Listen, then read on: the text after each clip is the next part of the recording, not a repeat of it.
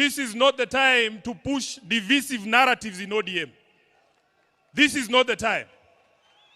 You all know, nyinyi wote mnajua ya kwamba chama cha ODM ni chama cha kila mtu, si ndio? Chama cha Kenya nzima. Na lazima sisi kama viongozi wa chama tuonyeshe umoja ili hawa ndugu zetu ambao ni wanachama wafuate mfano wetu. Nataka niseme hapa mbele yako baba, ya kwamba chama hiki ambacho umetuachia, mimi Sifuna sitakuwa baadhi ya wale ambao watachangia kuangusha chama cha Raila Amolo Odinga.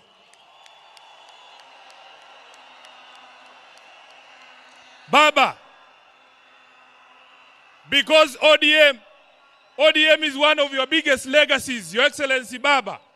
I, as Sifuna, will do everything in my power to keep this party united and together.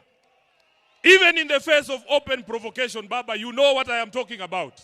You know why I'm saying that. So, mimi nataka niseme ya kwamba vile Reverend Wesonga ametuambia hapa. Baba alikuwa anasikiza wananchi. Baba alikuwa anasikiza wananchi.